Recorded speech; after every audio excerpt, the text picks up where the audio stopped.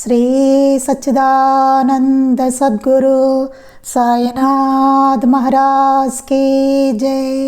శ్రీ సచ్చిదానంద సద్గురు అలివేలు మంగమ్మ సహిత భరద్వాజ మహారాజ్ కీ జై. శ్రీ సచ్చిదానంద సద్గురు నాంపల్లి బాబా మహారాజ్ కీ జై.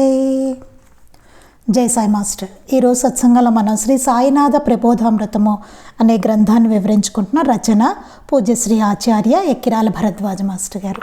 దీనిలో సద్గురు వాక్యోపదేశము అనే అధ్యాయాన్ని మనం చదువుకుంటున్నాం. ఈ అధ్యాయంలో బాబా సూక్తి యాత్రకు పబ్బానికి పండుగ జరిపేందుకు ఎన్నడూ అరువు చేయవద్దు అనే సూక్తిని మనం మాస్టర్ గారు రాసిన వివరణ మనం చదువుకుంటున్నాం. ఈ సూక్తిలో మనం ఏం చెప్పుకున్నామంటే, క్రితం సత్సంగంలో మనం ధర్మకార్యాలకని మనకి శక్తికి మించినదిగా వ్యయం చేయకూడదు అని చెప్పుకున్నాం. అంటే బాబా దాన్ని చాలా ఖచ్చితంగా చెప్పారని చెప్పుకున్నాం. దానికి కారణాలు ఏంటి అంటే, లోపల మనకుండే భావం ఇవన్నీ తర్వాత అయ్యో ఆయనకి ఇచ్చేసానే నాకు ఇప్పుడు లేదే ఇలాంటి భావాలు వస్తాయి. కాబట్టి అప్పుడు అలాంటి భావాలు ఉన్నప్పుడు మనం కుత్సిత దాత దాంట్లోకి వెళ్తామట. మనం అంటే ఆయనకి ఏదైనా సమర్పించినప్పుడు తిరిగి తీసుకున్న దోషం మనకు వస్తుంది. ఆ స్వీకరించిన వాళ్ళు ఎంత గొప్పవారైతే ఎంత శ్రేష్ఠుడైతే ఆయన మనకంత ఎక్కువగా దోషం వస్తుందన్నమాట. అంత పెద్ద దోషం అది. అంటే బాబా దగ్గర మనం తిరస్కరింపబడ్డాం అనుకోండి, అంటే తిరిగి తీసుకోవాలనేది లేదా ఆయన తిరిగి ఇచ్చేసిన మనకి చాలా పెద్ద దోషం అని చెప్పారు. దీనికి శ్యామకే ఒక ఎగ్జాంపుల్ ఒకటి మనం చెప్పుకున్నాం. అతనికి ఎవరో మనీ ఆర్డర్ పంపిస్తే బాబాకి ఇవ్వమని ₹2 అతను బాబా సర్వజ్ఞత్వాన్ని పరీక్షించదలిచి అతను పాత పెడతాడు. ఆ డబ్బులు పాత పెట్టినప్పుడు అప్పుడు బాబా ఏం మాట్లాడరు. అంటే ఆయన తెలుసు కదా, నిజానికి తెలిసి ఆయన ఏమీ మాట్లాడలేదు. తర్వాత కొన్ని రోజులు అయిన తర్వాత అతని ఇంట్లో దొంగలు పడి మొత్తం ఎత్తుకుపోతారు. అప్పుడు బాబా దగ్గరికి వచ్చి అతను బాబా ఇలా జరిగింది, నా ఇంట్లో దొంగలు పడి సర్వం దోచుకుపోయారు అని చెప్తే, నీ వస్తువులు పోతే చెప్పుకోవడానికి నేనైనా ఉన్నాను, నావి ₹2 పోయి చాలా రోజులైంది, నేను ఎవరితో చెప్పుకునేది అంటారు బాబా. మీ ₹2 దాచిపెట్టినందుకు కఠినంగా శిక్షించడం సమంజసమా అంటాడు. ఇదేంటి బాబా, ₹2 కదా నేను దాచిపెట్టింది మేమి, దానికి ఇంత కఠినంగా నన్ను శిక్షించాలా అంటాడు. శ్యామ, ఉద్యోగము ఇల్లు కల నీ వంటి వాడికి దొంగలు సర్వం ఎత్తుకుపోతే ఎంతో, నా వంటి భిక్షకునికి ₹2 పోతే అంతే అన్నారు. నీకు ఉద్యోగం సంపాదన ఇవన్నీ ఉన్నాయి కదా, నీకు ఇల్లు ఆకలి అన్నీ ఉన్నాయి, అలాంటి వాడు నీకు అది పోతే ఎంతో, అలా నేను ఒక భిక్షకుండే, నాకు ₹2 అంతే విలువైందని చెప్పారట. అంటే ఇతనికి దోషం ఎంతలాగా వచ్చిందో చూడండి. ఇదొకటి నాకంతే అని బాబా చెప్పారు, అదొకటి. అయితే ఇంకొక యాంగిల్ చూస్తే దోషం మనం ముందు చదువుకున్నట్టుగా ఆయన డబ్బులు అలా దాచిపెట్టాడు, ఇవ్వకపోవడం వల్ల ఏమైంది, ఇతనికి దొంగలు పడి మొత్తం దోచుకుపోయారు. ₹2 ఇంత చేసి చూసారండి. అలా ఇంకా కనికరించారేమో బాబా. ఆ భక్తుడు సర్వజ్ఞత్వాన్ని పరీక్షించాలనుకున్నాడు తప్ప అతను ఏమీ కావాలని పాపం ఏమీ అనుకోలేదు, అది చేయలేదు. అట్లా దానికే అతనికి అంత దోషం వచ్చింది కదా. మరి మనలాంటి వాళ్ళకి ఇంకేంటి చెప్పండి, భావం సరిగ్గా ఉండదు మనకి కదా. అది చాలా గుర్తుపెట్టుకోవాలి. అతను మహాభక్తుడు కాబట్టి కొంచెం కన్సెషన్ ఏమైనా ఉంటే మనకైతే అసలు ఉండదు అది. ఒక్కొక్కసారేమో బాబా భక్తుల నుండి అధికంగా దక్షిణలు కోరేవారు. వారి వద్ద పైకం లేనప్పుడు పక్కవారిని అడిగి ఇమ్మనేవారు. ఇవి చాలా ప్రత్యేక సందర్భాలు అని చెప్పారు. అటువంటి సందర్భాల్లో సద్గురువుని ఆ యొక్క ఆజ్ఞను పాటించడం చాలా మంచిదే అని చెప్పారు. అంటే అలా మనను కోరిన వారు సాయి అంతటి సద్గురువులు అవునో కాదో చూసుకోవాలి. ఎవరు పడితే వాళ్ళు మన డబ్బులు అడుగుతున్నారు కదా అని ఇచ్చేయడం, అలా తర్వాత లొబోదిబోం అనడం అట్లా కాదు. ఆయన అడిగిన ఆయన ఎవరైనా సాయి అంత గొప్పవారా, అంతటి సద్గురువులు అవునా కాదా, ముందు వాడు సద్గురువు అవునా కాదా చూసుకోవాలి అక్కడ. అది లేకుంటే సద్గురువు వలె నటించే స్వార్థపరుల బారిన పడి భక్తులు చెడిపోతారు. లేకపోతే ఏమవుతుంది, బాబా దక్షిణ అడిగారు అన్న విషయం తెలుసు కదా, అందరికీ తెలుసు ఆ విషయం. వాళ్ళ సద్గురువు అవతార వ్యక్తి బాబా దక్షిణ అడిగారు కాబట్టి మేము అడుగుతాం. ఏమన్నా అంటే బాబాకి దక్షిణ ఇస్తే మంచి జరిగేది, అలాగే మాకు ఇస్తే మంచి జరుగుతుంది, వారిని అనుసరిస్తున్నాం కాబట్టి, వారి మార్గంలో ఉన్నాం కాబట్టి అని అన్నారు అనుకోండి, నేనే రోజు ఏమైనా దక్షిణ అడుగుతున్నా, ఏమవుతుంది? అలాంటి స్వార్థపరులు బారిన నేనే కాదు కదా, నేనే సద్గురువు కదా, మీకేమీ రాదు, ఇవ్వడం వల్ల మీ డబ్బులన్నీ వదిలిపోతాయి. అందుకని లేకుంటే సద్గురువు వలె నటించే స్వార్థపరుల బారిన పడి భక్తులు చెడిపోతారు. వాడు తిరిగి ఏం రాదు, డబ్బులు పోతాయి అంతే. అలా మనగా ఇచ్చే వాడికి తెలియదు కదా, మీకు తెలియదు, మీకు తెలియక ఏమనుకుంటే అబ్బో బాబా దక్షిణ అడిగారు కాబట్టి ఈవిడ కూడా అడుగుతోంది కాబోలు అనుకుంటారు. లేకపోతే వాళ్ళ మార్గంలో ఆయన మార్గానికి ఎడుతోంది కాబట్టి ఈవిడ దక్షిణ అడిగింది ఇవ్వాలి అని చెప్పి నాకేవో శక్తులు ఉన్నాయేమో అనుకుంటారు. ఇవే చాలా చోట్ల జరిగేవి, ఇవే చాలా జాగ్రత్తగా ఉండాలి. స్వార్థపరుల బారిన పడి భక్తులు చెడిపోతారు అని చెప్తున్నారు. అలా సేకరించిన దక్షిణను సాయి ఎలా వినియోగించేవారో, వారి జీవిత విధానము మహిమ ఎంతటివో గమనిస్తే మనకు అర్థమవుతుంది బాబా ఎలా వినియోగించేవారు ఆ దక్షిణని అనేది మనం ఆలోచిస్తే వారి జీవిత విధానం ఎట్లా ఉంది. ఇప్పుడు మాస్టర్ గారికి సమర్పించామంటే అట్లాగే బాబాకి సమర్పించినట్లే ఆయన జీవిత విధానం ఎట్లా ఉంది, మాస్టర్ గారు ఎలా వినియోగించేవారు మనకు అన్నీ తెలుసు. మహాత్ములు ముద్దు పెట్టి ఫ్యూచర్లో ఇవన్నీ చదువుకుంటాం మనం. మాస్టర్ గారు ఎలా ఉండేవారు, వారి జీవిత విధానం ఎట్లా ఉంది, ఇవన్నీ మనకు అర్థమవుతుంది. అలాంటి మహాత్ములకి సమర్పించడం అనేది వేరు. అంతేగాని సద్గురు అవునో కాదో ఎవరో ఏమిటో ఏమీ తెలియదు. అట్లాంటి వాళ్ళందరికీ అడిగినప్పుడల్లా ఇచ్చేసి మనం దక్షిణ కింద దండం పెట్టేసి కాళ్ళు అట్టుకుని ఏమీ ఉండదు, మనం నష్టపోతాం దానివల్ల. అది అలా ఎలా వినియోగించేవారో బాబా, వారి జీవిత విధానం మహిమ ఎంతటివో గమనిస్తే మనకు అర్థం, వారి మహిమ ఎలాంటిదో ఇవన్నీ గమనిస్తే మనకు అర్థమవుతుంది. అప్పుడు ఎవరికి ఇవ్వాలి ఎవరికి ఇవ్వకూడదు మనకు అర్థమవుతుంది. అడిగేవాళ్ళు ఎవరో కూడా మనకు అర్థమవుతుంది. అప్పుడు పవిత్ర కార్యాలకు అప్పు చేయడం వల్ల అప్పిచ్చేవారు సద్భావంతో ఇస్తే పుణ్యఫలం వారి పరమవుతుంది. దీనికి అసలు ఎందుకు చెప్పారంటేనండి, ఎవరైనా అడిగి కూడా అరువు చేసి మాత్రం చేయొద్దని ఎందుకు చెప్పేవారు. మనం అరువు చేయడానికి వెళ్ళి అడిగాం ఎవరినో, మనం ఏదో ధర్మకార్యం చేయడానికో లేదా పండక్కో పబ్బానికో, బాబా చెప్పినట్టు పండగో పబ్బమో ఏదో అరువు చేయొద్దన్న అరువుకు వెళ్ళామనుకోండి. ఒకవేళ వెళ్తే ఏమవుతుంది, ఆ ఇచ్చేవారి సద్భావంతో ఇస్తే పుణ్యఫలం వారి పరమవుతుంది. వాళ్ళు అబ్బా ఇలాంటి మంచి పనికి అడిగారు అని చెప్పి మంచి భావంతో ఇచ్చారనుకోండి, పుణ్యఫలం వాళ్ళకు వస్తుంది. ఎవరిచ్చారో అప్పు వాళ్ళకు వస్తుంది. వారు బాధపడుతూ ఇస్తే ఆ దోషం మనదవుతుందిట. వారు అబ్బా ఎప్పుడు అడుగుతాడు, ఏదో అంటాడు, వీడు నన్నే అడగాల ఇట్లా ఏదో అనుకుని ఇచ్చాడు అనుకోండి, ఇస్తే ఏమవుతుంది, ఆ దోషం మనకు వస్తుంది. మనం అడిగాం కాబట్టి మనకు వస్తుంది ఆ దోషం. అది వారి రుణాన్ని మనం తీర్చడం ఆలస్యమైతే వారు పడ్డ బాధకు కూడా బాధ్యులు మనమే. సరే అప్పు తీసుకున్నాం, బాగానే ఉంది, ధర్మకార్యాలు చేసాము, తర్వాత వాళ్ళు అప్పు తీర్చాలి కదా, అది ఆలస్యమైంది అనుకోండి, వాళ్ళు రోజు బాధపడుతున్నారు అనుకోండి, అబ్బాయిని అప్పిచ్చాను వీడు నాకు ఇవ్వలేదు, వీడు ఏదో ధర్మకార్యం అంటే నా దగ్గర తీసుకెళ్ళాడు, దేవుడికంటూ అడగనా వద్దా, నా డబ్బు నాకు ఇవ్వడు, ఇంతకాలం అవుతుంది, నేను నెలలు అవుతున్నాయి, 1 ఇస్తా అన్నాడు ఇంకా ఇవ్వలేదు, ఇట్లాంటివన్నీ. వాళ్ళు ఏదో బాధపడుతున్నారు అనుకోండి, ఇవ్వట్లేదు అనేసి మనం లేట్ చేసిన కొద్దీ ఆ బాధకు కూడా బాధ్యులం మనమే, ఆ పాపము మనకే.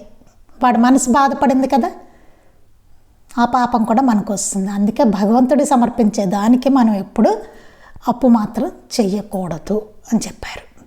అట్టి ఫలితాన్ని మనం అనుభవించవలసి ఉంటుంది. తెలియని అవివేకులు కొందరు అది సాయి కోసం లేక దైవం కోసం చేసిన రుణం కదా, దాన్ని తీర్చవలసిన బాధ్యత ఆ దైవం పైన లేక సద్గురువు పైన ఉంటుందని తలచి తమకి ఎట్టి బాధ్యత లేదని భ్రమిస్తారు. అబ్బా నాకే బాధ్యత లేదు, నాకేం అవ్వదు, నేను బాబా కోసం కదా చేసింది, దేవుడి కోసం కదా, ఏమీ పర్వాలేదు అనేసి అనుకుంటారట. ఆయనే తీరుసు, ఆయన ఏం తీర్చరండి మనకి. అప్పిచ్చేవారు భక్తిని చూసి ఇచ్చారే కానీ దైవాన్ని చూసి కాదు కదా. అప్పిచ్చిన వాళ్ళు ఏంటి, ఎవరిని చూసి ఇచ్చారు, మనల్ని చూసి ఇచ్చారు వాళ్ళు.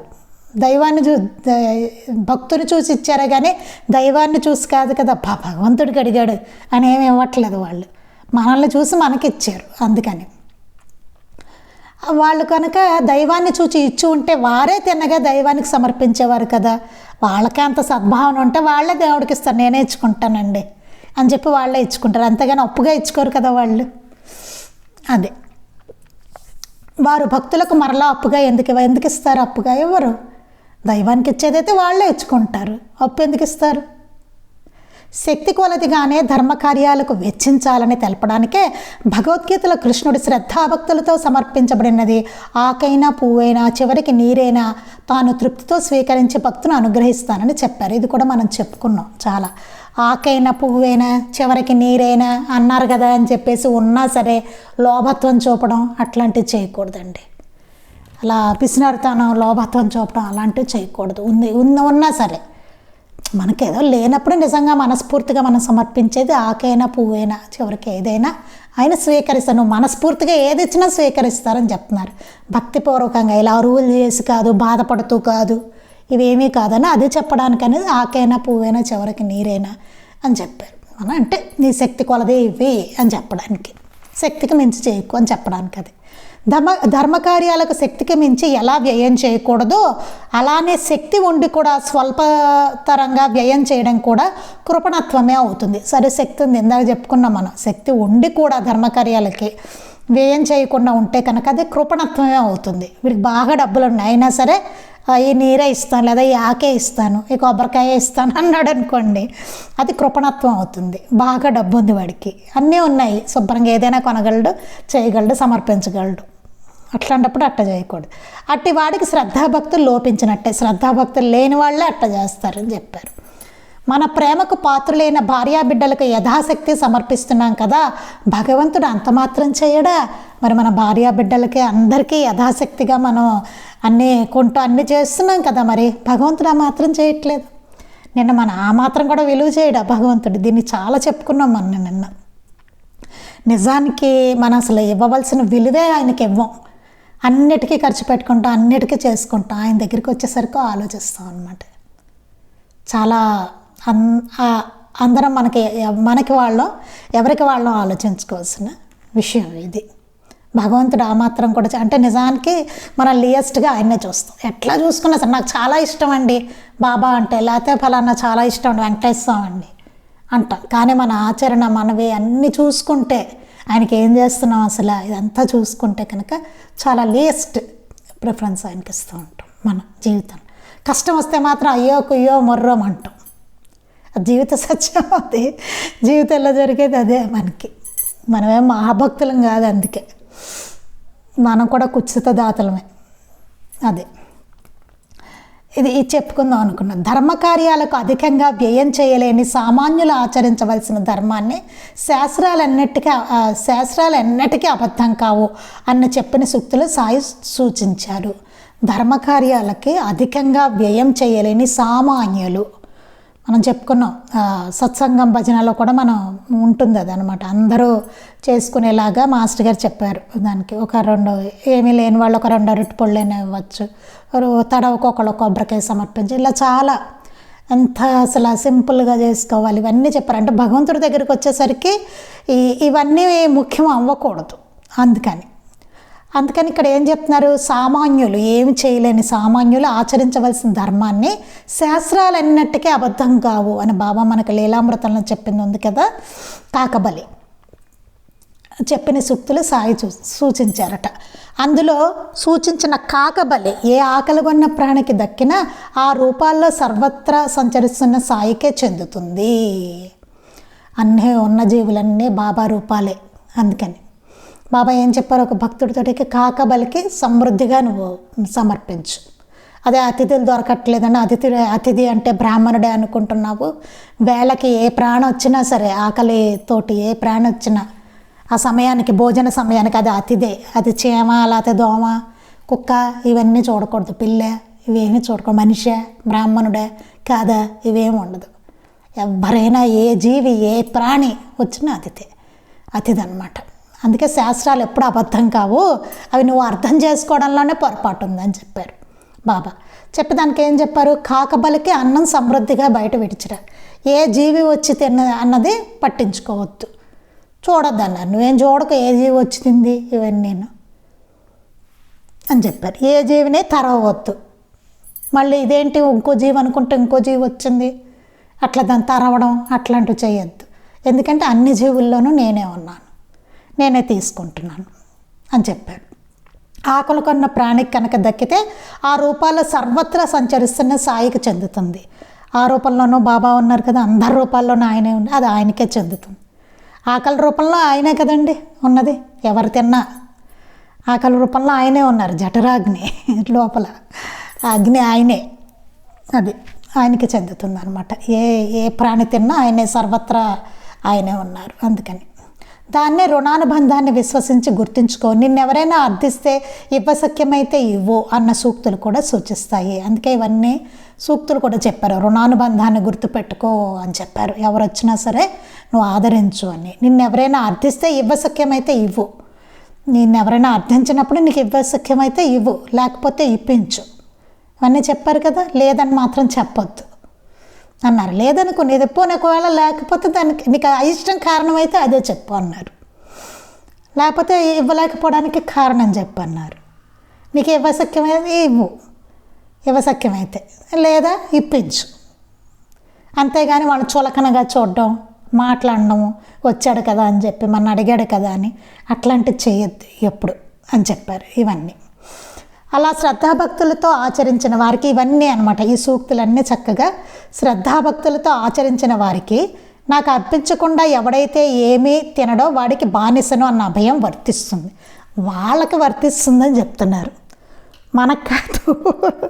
వాళ్ళకి ఇవన్నీ ఎవరైతే ఆచరిస్తారో వాళ్ళకి నాకు అర్పించకుండా ఎప్పుడైతే ఏమీ తినడో వాడికి నేను బానిసనని చెప్పారు బాబా. వాళ్ళకి చెప్పారు.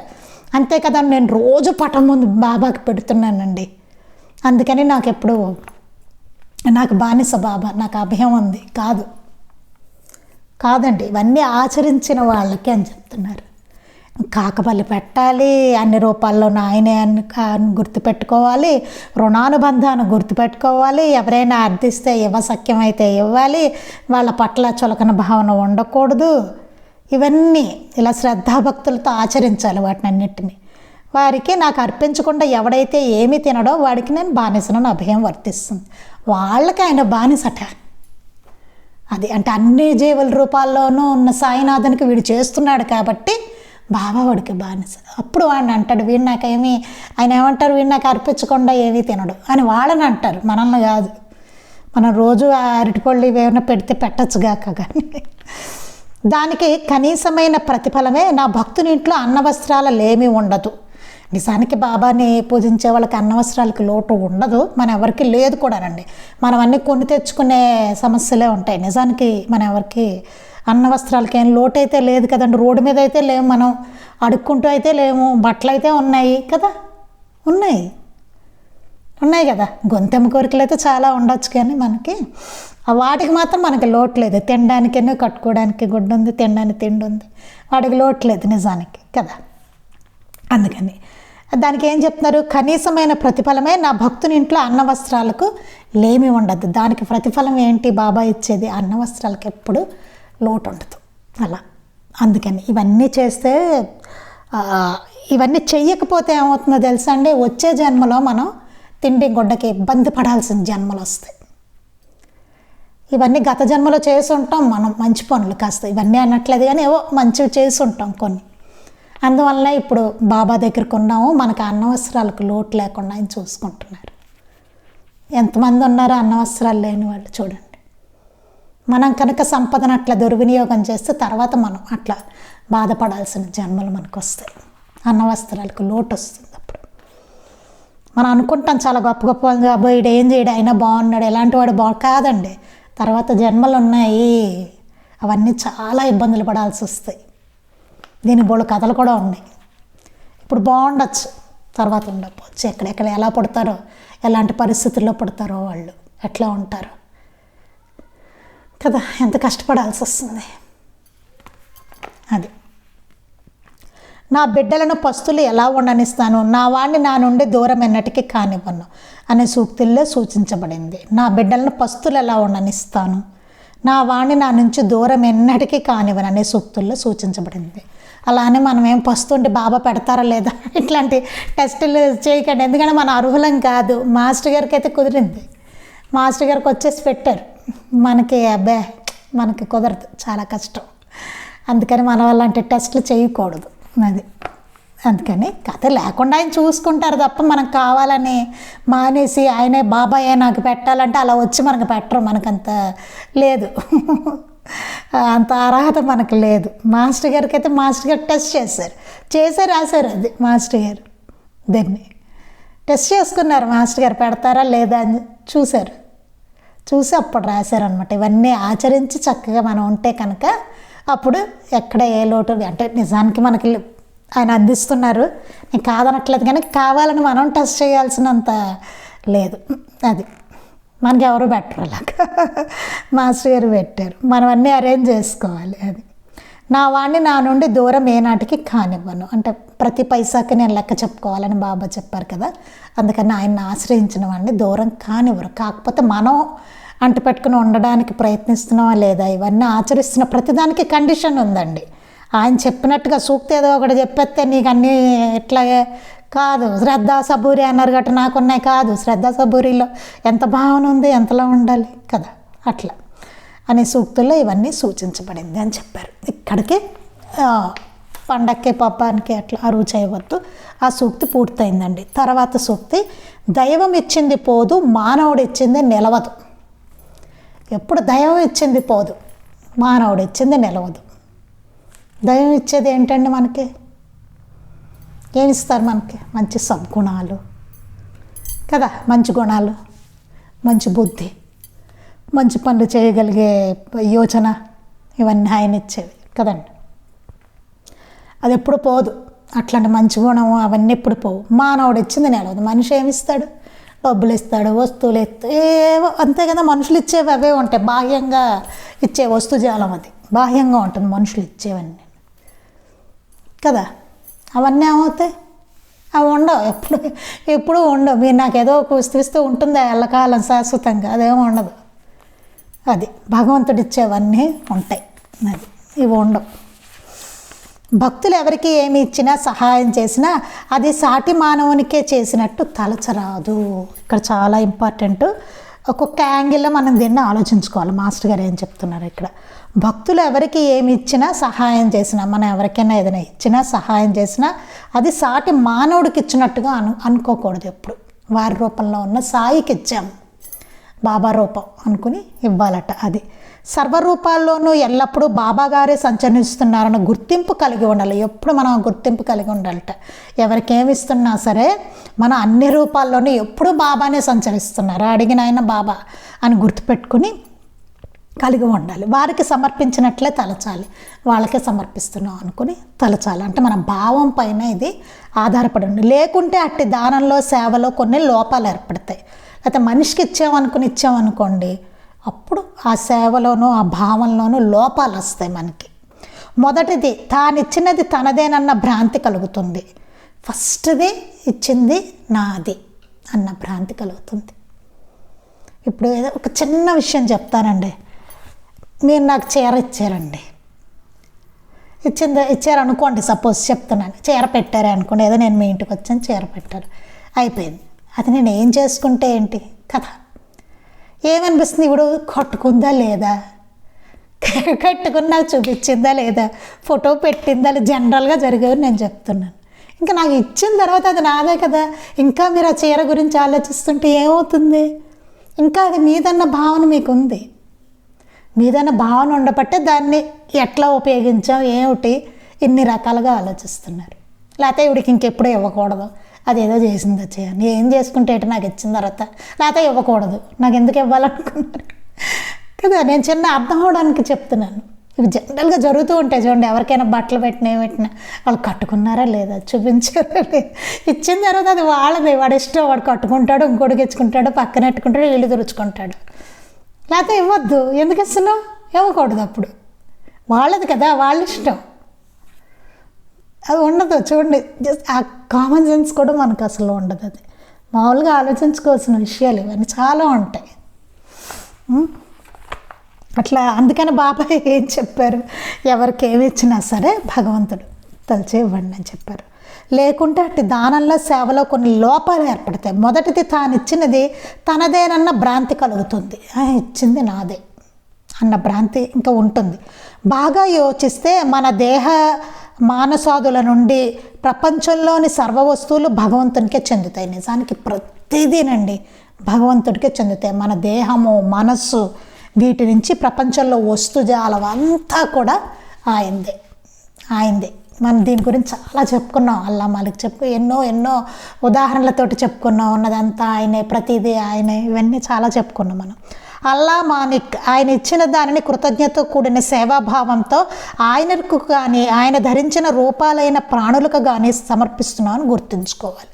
ఈ అల్లా మాలిక్ అనేది గుర్తుపెట్టుకుని ఆయన ఇచ్చిన దాన్నే కృతజ్ఞతతో కూడిన సేవాభావంతో ఆయనకిస్తే ఆయనకి, అంటే దైవానికి కానీ అట్లా ఆయన ధరించిన రూపాలైన ప్రాణులకు కానీ, ఏ ప్రాణికి ఇచ్చినా లేదా మనిషికి ఇచ్చినా ఎవరికి ఇచ్చినా దేనికి ఇచ్చినా వారికే సమర్పిస్తున్నాము. బాబాకే సమర్పిస్తున్నాం. ఆ రూపంలో ఉన్న సాయినాథుల వారికే ఎందుకంటే అన్ని రూపాలు ఆయనవే, ఆయన నుంచి అందరూ వచ్చాం, ఆయనలోని భాగాలే మనం కదా అని గుర్తుంచుకోవాలి. అది గుర్తించినప్పుడు మనలను సహాయం అర్థించిన వారి పట్ల న్యూనతాభావం కలగదు.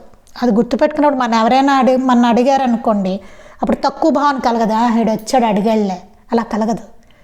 బాబా కదా వచ్చింది అడుగుతున్నారు, వారిలో ఉన్న సాయికి నేను ఇస్తున్నాను, అలా ఇస్తాం. భావం చాలా బాగుంటుంది. అదికి దానికి ఏమవుతుంది, ఫలితం బాబాకి సమర్పించింది ఫలితమే వస్తుంది, అడిగిన వాళ్ళు ఎవరైనా సరే. ఇక్కడ అదనమాట. అప్పుడు న్యూనత భావం ఉందంటే మాత్రం కష్టం. అది చులకనైన భావంతో సమర్పించేది పుణ్యాన్ని హరిస్తుంది. చులకన చేసి మనం వచ్చాడులే ఇచ్చాడులే అన్నట్టు, ఇచ్చామనకి ఇచ్చానులే వచ్చాడు అన్నట్టు, ఇప్పుడు నా అవసరం వచ్చిందా, ఇట్లాంటివి ఉంటాయి కదా ఫీలింగ్స్. అలా ఇస్తే ఏమవుతుందట, అలా సమర్పిస్తే పుణ్యాన్ని హరిస్తుంది, అదంతా పుణ్యం హరిస్తుంది. ఆ కారణంగా సమర్పించకపోవడం మరింత దోషం. అమ్మో అట్లా ఇవ్వకూడదట, భావం సరిగ్గా లేదు మనకి అంటున్నారు కదా, అందుకని ఇవ్వకూడదు అని చెప్పి మానేసామనుకోండి ఇవ్వడం, అది కూడా దోషమేట. చూడండి అసలు ఎటు ఏదో కాలికేస్తే వేలికేస్తే కానీ అసలు ఎక్కడ మనకి తప్పించుకోవడానికి లేదు. ఒక్కటే మార్గం, వాళ్ళల్లో బాబాని చూసేవాడు అంతే. అదొక్కటే మార్గం మనకి, ఎలా చూసుకున్నాం. అలానే ఇవ్వకపోతే ఇంకా మరింత దోషంట. సరైన భావంతో సమర్పించినదే సాత్వికమైన దానం. ఎప్పుడైతే మన భావం బాగుండి సమర్పిస్తామో అదే సాత్వికమైన దానం. ఈ విషయాన్ని తెలపడానికే భగవద్గీతలో శ్రీకృష్ణుడు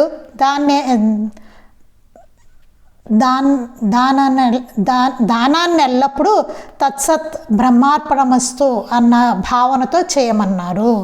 భగవద్గీతలో కృష్ణుడు ఏం చెప్పేట, దానం ఎప్పుడు చేసినా అదే తత్సత్ బ్రహ్మార్పణమస్తు అన్న భావంతో చేయమన్నారట. భగవంతుడికే సమర్పిస్తున్నాను అని. అందుకే చూసారండి, ఎలా చూసుకుని మనకి శాస్త్రాల్లో ఇలా ఏదైతే చెప్పబడినదో అదే మనకి భగవద్గీతలోనూ కనిపిస్తుంది, బాబా సూక్తుల్లోనూ కనిపిస్తుంది.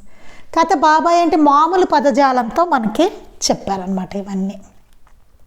అలా చేస్తే అట్టి దానం వలన పుణ్యము, దాని ఫలితమైన ఉత్తమ లోకాలు, సిరి సంపదలతో కూడిన పునర్జన్మ రూపాల్లో కర్మ ఫలితం మనల్ని బంధించక చిత్తశుద్ధిని, వివేక వైరాగ్యాలని సిద్ధింపచేసి మనకు శాశ్వత దుఃఖ నివృత్తి కలిగేలా చేస్తుంది. అప్పుడు మనం ఈ కర్మబంధంలో చిక్కుకోకుండా ఉంటాం. అలా చేస్తే కనుక, అలా చెప్పి మనకేమవుతుంది, ఈ రుణానుబంధాలు ఇవన్నీ మనకు చిత్తశుద్ధి లోపించడం వల్ల ఈ రుణానుబంధాలు మళ్ళీ ఇవన్నీ పునర్జన్మలో మళ్ళీ జన్మలో కొన్ని అనుభవించరావడం అలాంటివన్నీ వస్తాయి. అందుకని వివేక వైరాగ్యాలను సిద్ధింపజేస్తుంది, మనకి శాశ్వత దుఃఖ నివృత్తి కలిగేలా చేస్తుంది అనమాట. ఆ భావనతో చేస్తే భగవంతునికి అర్పిస్తున్నాను. అంతేకాదు కర్తృత్వ భావంతో ఆప్తులైన సాటి జీవులకు మనదైన వస్తువును దానం చేస్తున్నాం అన్న భావంతో సమర్పించిన, సహకరించిన అది రుణానుబంధమే మన జన్మచక్రంలోకి లాగుతుంది.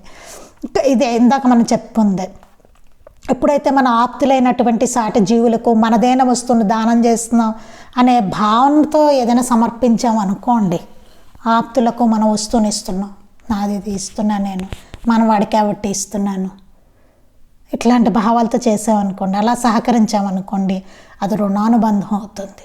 అది రుణానుబంధం అయ్యి మన జన్మచక్రంలోకి లాగుతుంది. మళ్ళీ వాడు మనకు అది ఇవ్వాలి.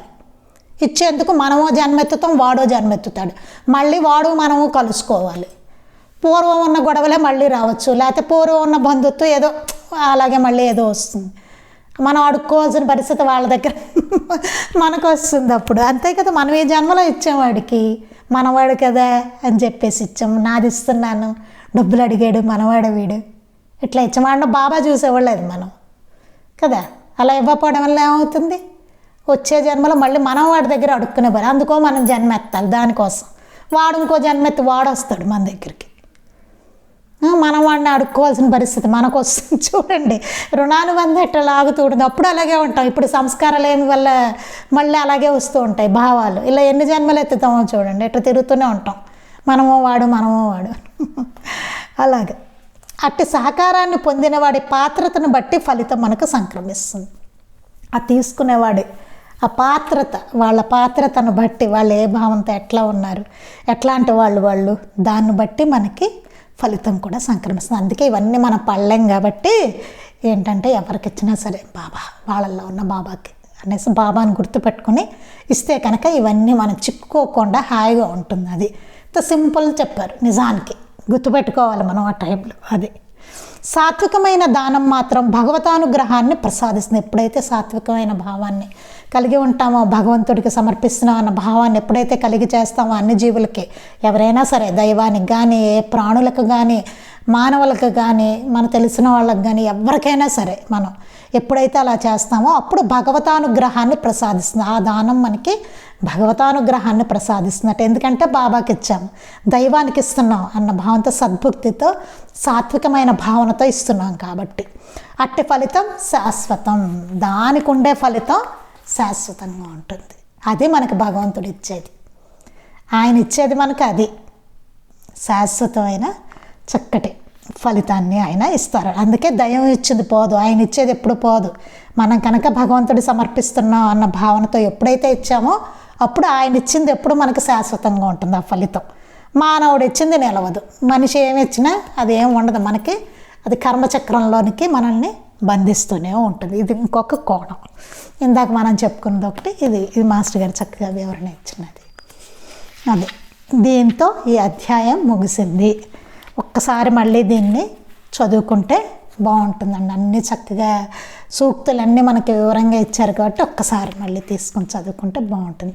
తర్వాత లీలా ప్రబోధం అనే అధ్యాయాన్ని చెప్పుకుంటాం. అంటే బాబా లీలల ద్వారా మనకి ఏం ఇందాక సూక్తులతో చెప్పుకున్నాం మనం. బాబా బోధ సూక్తులతోటి ఆయన ఏం చెప్పారు, బాబా బోధ చేసింది ఏంటి మనకని చెప్పి, ఇదేమో లీలలతోటి మనకేం బోధించారు అనేది చాలా అద్భుతంగా ఉంటుందండి. చాలా బాగుంటుంది. మనకి ఇది లీలామృతం ఇంకా బాగా అర్థం చేసుకోవడానికి మంచి అవకాశం ఈ లీలా ప్రబోధం చదువుకుంటాం మనకి.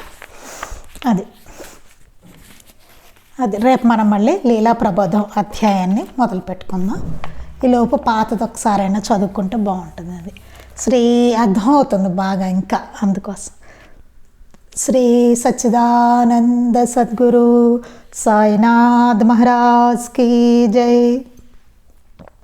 శ్రీ సచ్చిదానంద సద్గురు అలివేలు మంగమ్మ సహిత భరద్వాజ మహారాజ్ కీ జై. శ్రీ సచ్చిదానంద సద్గురు నాంపల్లి బాబా మహారాజ్ కీ జై. గురుదేవ దత్త అవధూత చింతన. లోకా సమస్తాః సుఖినో భవంతు. లోకా సమస్తాః సుఖినో భవంతు. లోకా సమస్తాః సుఖినో భవంతు. జై సాయి మాస్టర్.